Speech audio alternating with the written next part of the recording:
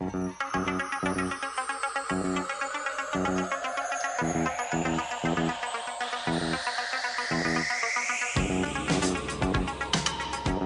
Rider, a shadowy flight into the dangerous world of a man who does not exist.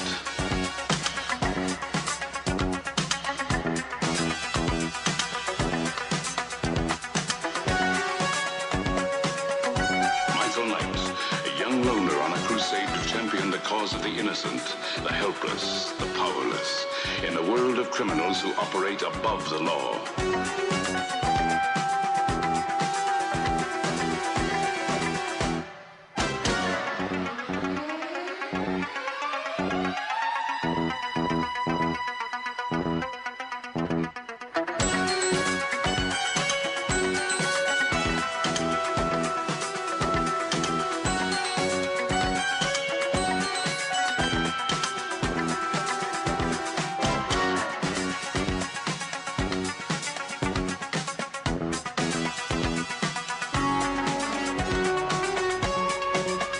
Hello and welcome to Beyond the Night, brought to you by the GCRN and Audible.com. This is episode 4. I'm one of your hosts, Steve, Jim, and Mike, and joining me is Dion the Music Man. Hello. Hello, sir. Back in the saddle again, or at least back in the car again. Yes, the car. that would work. Or back in the kit again, because no one wants to take a ride in a car. That's a ride to death. That's sinful. That's a Thigh Master journey no one wants to take. Well, unless, Suzanne Summers was in the other seat. But anyway, that's whole other podcast. Today we are going to be going beyond the night, interviewing 3 more episodes from Knight Rider Classic Season 1. Hit the turbo boost, Kit. What's this all about? Murder. Murder? It's imperative that neither of them gets across the state line.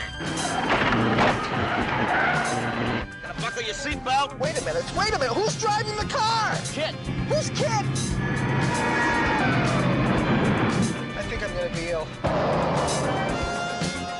Keep the seat steady so I can hit him. What are you doing? Wait a minute! So first up today we have the final verdict. A meek accountant can clear a friend of murder if Michael can find him before he's arrested for creative bookkeeping. Oh, good old Marty. Oh man, this episode was pretty damn good. This episode had, the story and the plot had everything. It had murder, mystery, intrigue, and a slightly geeky kid. Or adult, or whatever the hell I don't even know how old Marty is. I mean, He looked to be about maybe 20s, early 20s. Yeah, 20s, something like that. There was a little bit of a betrayal there. Yeah, very much so. The basic plot of this is one of Michael's friends, Cheryl, is in jail. He's trying to exonerate her and get her out of jail. The only person that can do that is Marty, who is working for this big tycoon guy as a quote-unquote creative bookkeeper. And the feds get involved, and they hinder Michael's investigation, and vice versa. And, Marty's running from everybody, and he's geeky, awkward, nerdy. Well, he's scared, though. You gotta. Yeah, he's very scared, but just his whole look, and I know back in the 80s, being a geek or being a nerd was more so derogatory for the most part. Yeah. And it's, that is that kind of portrayal in this, where he's got the nerdy glasses, and he knows stuff about stuff that people don't care about and stuff like that. Overall, I thought the story was really, really good. It was very well done. Yeah. And awesome. It's kind of interesting to see Michael and the head of the feds kind of get into it nose to nose. Just really interesting to see that. All right, let's turn the scanners on. Arm wrestling, the big guy. But wait, there's more. His watch was talking. I heard it. That was awesome. That was just awesome. So awesome because because Kit talking distracted the guy and Michael won. Yep. His But watch that was was so- talking. But that takedown was so overacted, I think. And I'm not trying to be nitpicky about it, but if you look at that, I mean, Michael literally threw the guy out of his chair almost. Yeah. I mean, that was a little. I know Michael's strong, but that was a little too much. That was a little overdone. Yeah. Cut 100 miles off this trip by going through the desert. When did Kit get traction in the desert? I mean, because it's later in the series where he gets actual spikes on the back tires. And I know there are desert highways and all that stuff, but the way they showed that scene of them going through the desert is that they were actually driving on sand at one point. I didn't understand that either. Yeah. I mean, I can see cutting 100 miles off going by the desert if it was a desert highway. Right. But I think the whole point of that line was that there's going to be less traffic going that way. Right. I don't know. Maybe they just decided, okay, we're going to say that, so why don't we just do it? Yeah. Oh boy. We have the new introduction here. We have the Micro Jammer. It was introduced in this episode. Mm-hmm. Or, well, Kit might have... it was introduced because Bonnie said she installed a Micro Jammer. So, no. See, that's... Between time in the Knight Rider universe, between the gadgets, between all this stuff, there's so many things that is probably already in Kit that just aren't showcased. Right. But, and there's also things that are like the Micro Jammer where it will be unveiled in an episode. And sometimes that confuses me because it's like, wait, wasn't that there before? Oh, no, it's coming up now. Okay, then. Yeah, it's like, where did that come from? Yeah, where the heck did that come from? But no, the Micro Jammer is just an amazing, amazing little device, and it's a neat ability that Kit can do. There's a comment about Marty. In the future, we will see more nerds in Knight Rider, but this is the first one so far. And sadly, that Knight and Nerd would bike. Yeah.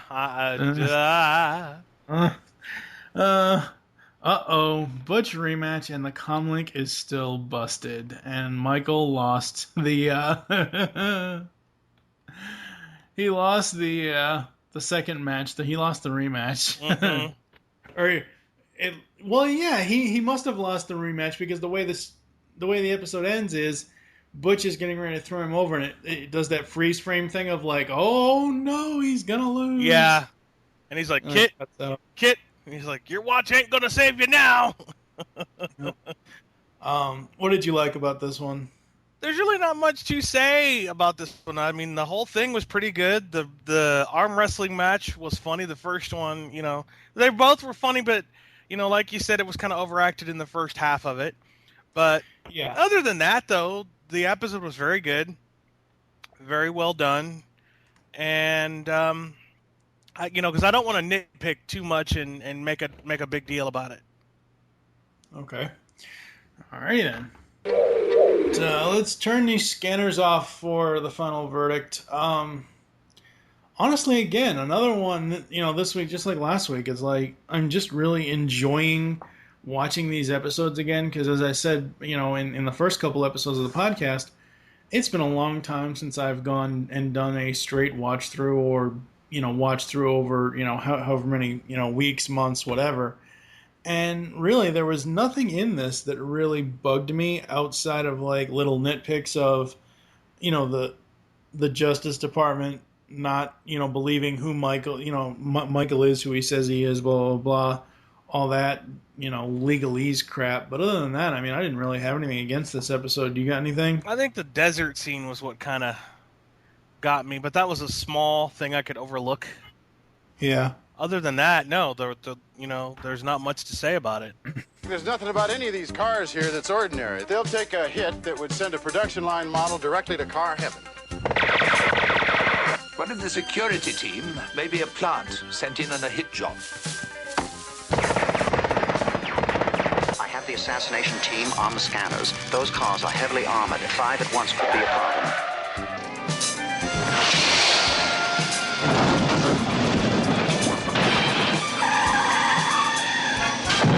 Up next is probably one of my personal favorite episodes of the entire series. A Plush Ride. Michael becomes a student in a driving school for a chauffeur.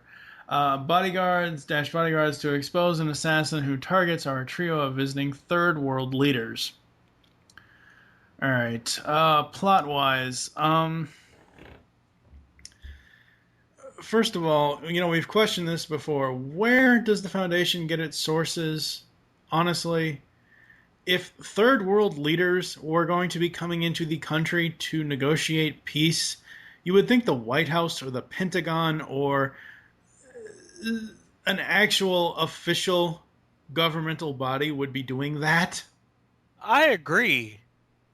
I mean, that's really, and it's not really a scanners off moment. It's a full on plot moment that I have a problem with. It's like, okay, I get that the Foundation for Law and Government is this agency that probably does have government contracts and stuff like that. But if you're a third world country and you're trying to negotiate peace between yourself and the United States, you go to the friggin' president. You don't go to Devin Miles in a talking car. No. That just doesn't work. But I really do enjoy this episode. I think the whole thing with Margot was really cool. What I do love about it is honestly the music and some of the voiceover bits in it that are done to tell you what the hell is going on and who the hell these drivers are. I really did like that. What about you as far as the overall plot? Overall plot's good. Not much to say about it. You've already said some of the things that we've questioned before, and voiceover work was done and nice. That's really about it. I mean, there aren't too many complaints. You really can't complain about this one. All right, let's turn the scanners on. Even though I really love this episode, I only have like 4 notes. Again, I was just sitting back, just really enjoying the episode. These people are all nuts. All the drivers, they're all nuts. They just are. Lopez reminds me of he almost reminds me of Cheech in a way. Yes. Cheech Marin. Mm-hmm. I know the actor is not Cheech Marin, but it reminds me of Cheech in a way. His mannerisms. The mannerisms and the sayings and always wanting to fight and stuff like that. It just reminds me of Cheech Marin a lot. I don't know why. Michael should have never went into her room. No.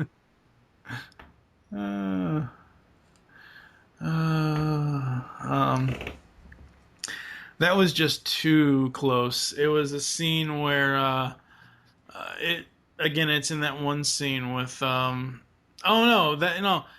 was just too close as when Jacobs switches to live ammo, and that was a little strange. Yeah. That was a little dangerous right there. A little bit.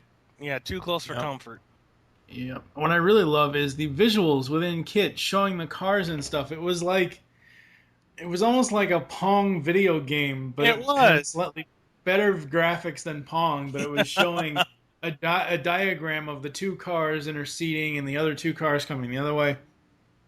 I really thought that was really well done. What about you? What'd you like about this one? I liked the visuals. I liked the, a lot of the action scenes, and, there's, the fact that there were some pretty good shots, in this episode. Yeah, there were. Pretty good shots in this episode. So I think that, overall, for Scanners On, for me, overall for me, one of the scenes I actually like for Scanners On is the fact that he kind of has to learn to drive fast without Kit. Michael does. Yeah. Since he's having to learn how to guard. And Yeah. And he has to use their cars versus Kit. Yeah. Right. Because Kit, you can just go fast over 200 miles, and with this, you're in a regular car. So I kind of like that. Alright, let's turn the scanners off. Something I thought about when we were talking about this episode is that at first you just automatically assume that Jacobs is the assassin because he's a crazy psychopath. And then it turns out that it's all of them except the leader, the colonel or whatever. I forget what his name is off the top of my hand. The dude in the cowboy hat. Yeah.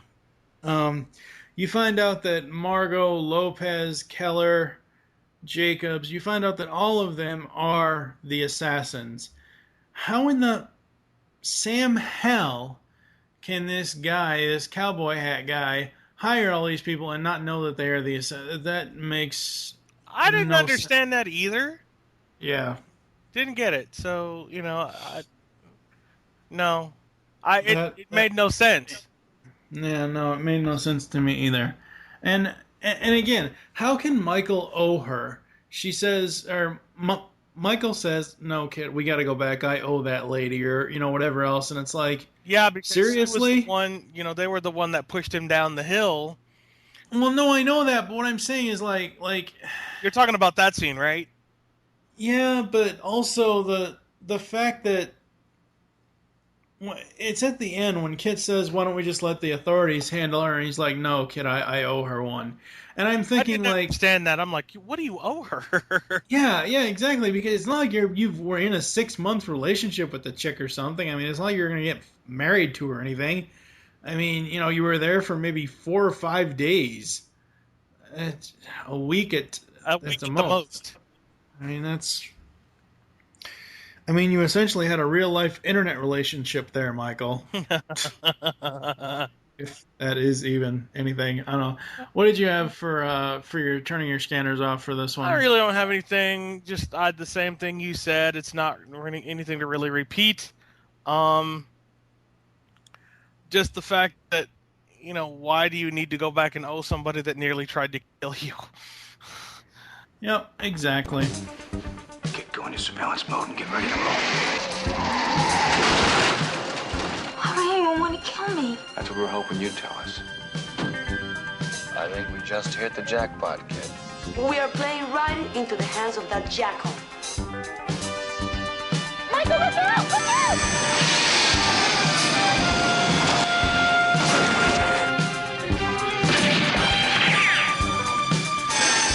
And finally up today is an episode that I don't think either one of us will ever watch ever again. Forget Me Not.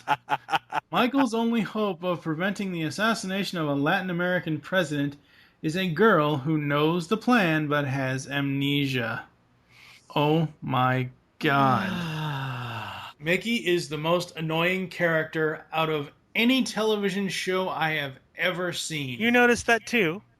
Oh my God. Between her voice, between her acting, between just her overall demeanor. Oh my God. I wanted to bitch slap her. And I do not. I have never hit a woman my entire life, and I wanted to bitch slap this chick. Oh, TFG. Oh my God.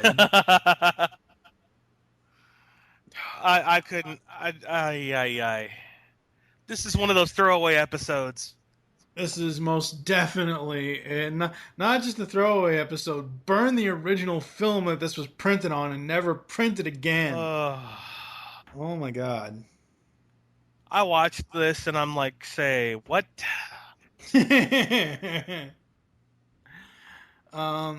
is nothing good about this episode. Not even Michael and Kit's stunts could save this episode. No.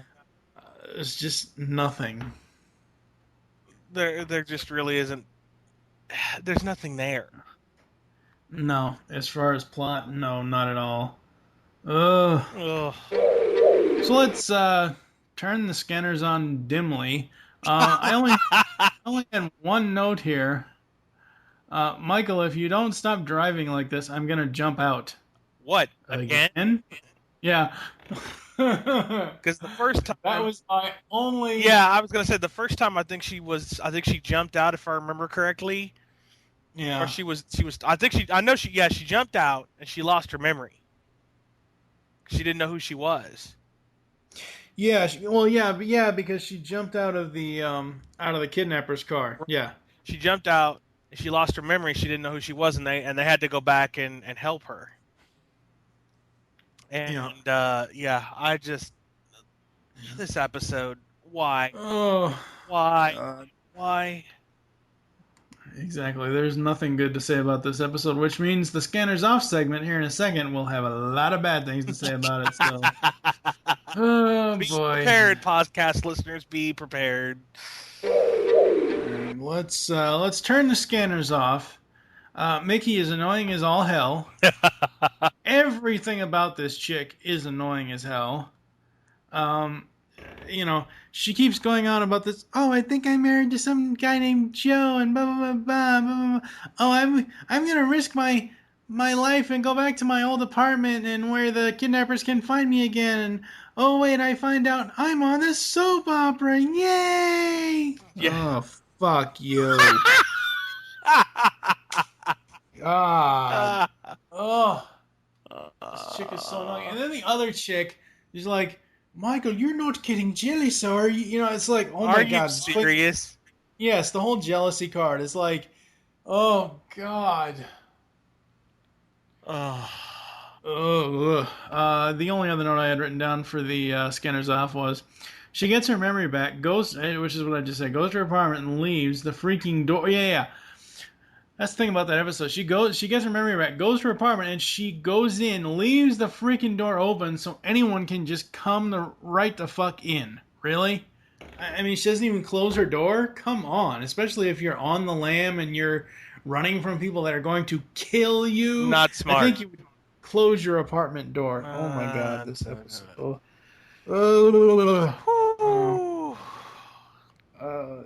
Anything you want to point out here that I have? The fact that she has to learn how to use the comm link, and she leaves a message for Michael. She said she remembers who she is. She's going home, and this episode should not have been made. Bottom line, just no, a throwaway episode that should not have been released. Well, I really never want to disparage Mr. Larson. Glenn, what the fuck were you thinking approving this script? Why did you produce this, Glenn? Sorry, I love you as a producer, but man, that one was... Oh my God, that was horrible. All right, so we're going to go to a commercial break, and then we're going to come back and give some final thoughts and all that other good stuff. We'll be back after this. Kid? Yes? Shut up. Welcome to a collaboration between the Geekcast Radio Network and the Pop Culture Network. This is From the Command Center, the podcast. I am your host, TFG and Mike from the GCRN, and joining me is Zordon himself. Scotty Cash.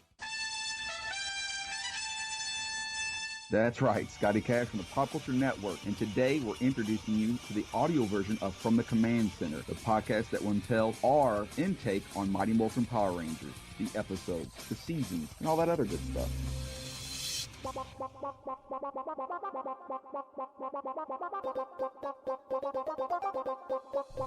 can now hear the Geekcast Radio Network while on the go with Stitcher Smart Radio.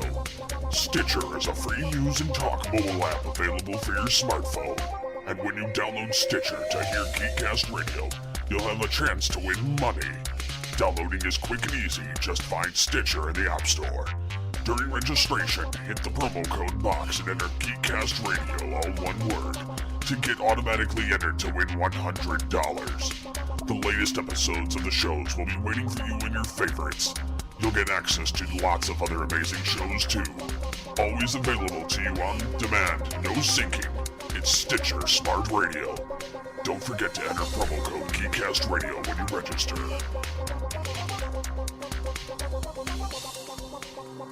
Do you like retro shows? Did you grow up in either the 80s or the 90s? Then tune into Telecast, GeekCastRadio.com's newest podcast.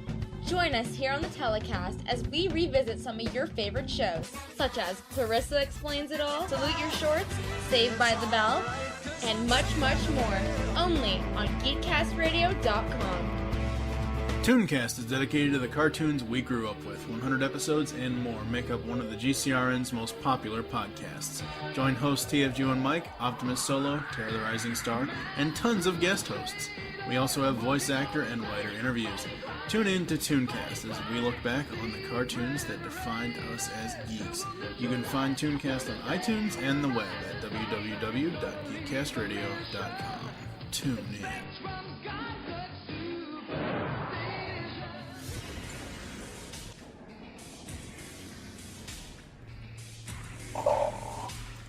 Welcome to my throne room, fugitives. The Beast Unleashed podcast is over, not gone. You can hear more of this great podcast, discussing all the episodes of Beast Wars and Beast Machines on GeekCastRadio.com.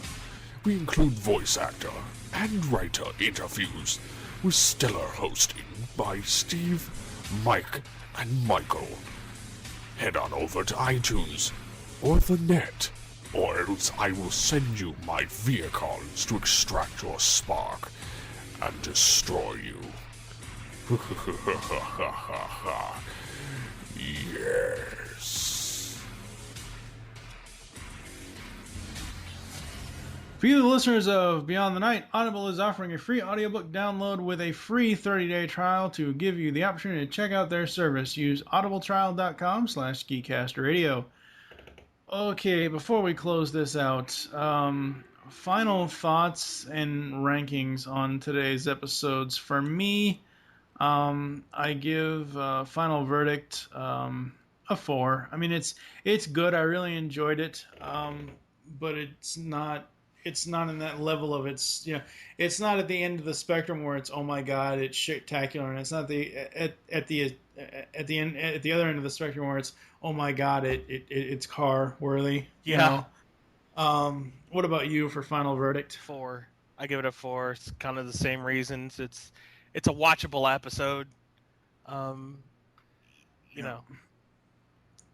A Plush Ride, I'm going to give a 5 because it is one of my all-time favorite episodes. I really, really do enjoy it, even though there are a couple of nitpicks there, but I really, really like it. I have to say a 5 on that one as well. Yeah. It was really, the plot is awesome. There's a few nitpicks, but nothing to complain about. Yeah. And Forget Me Not, I wish I could forget this episode. There's an old joke. There's an old email chain letter that used to go out of degrees of cold. Yes. At certain degrees of cold, this happens. At negative 90 degrees, lawyers dip into their own pockets. Okay, so if I could give this like a negative 100 or a negative 90 or a negative 0, a double negative, a triple negative, whatever, this episode would get easily... it. That would get it.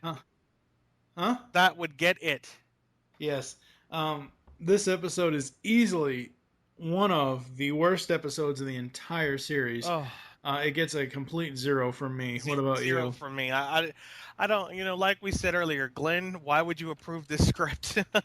Yeah, exactly. So before we close out, do you have anything you want to promote or anything like that? Well, just catch my show on Sky106Radio.net. That is www.sky106.net.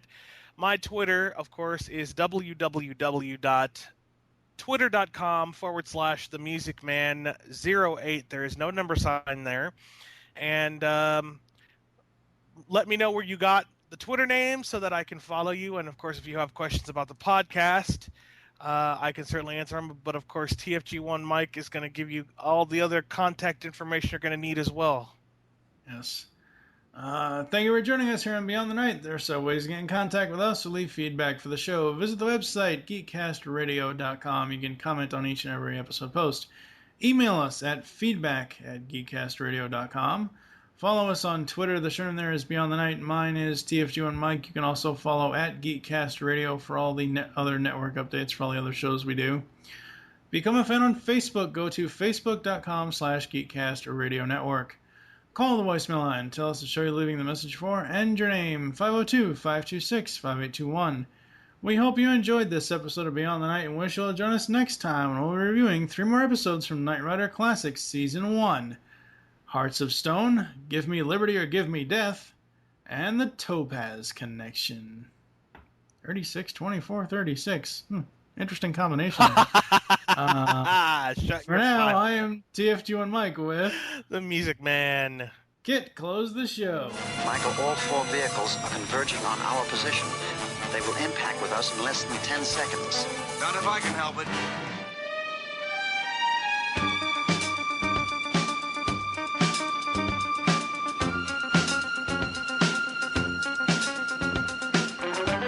One man can make a difference, Michael. Michael Knight, a lone crusader in a dangerous world. The world of the Knight Rider.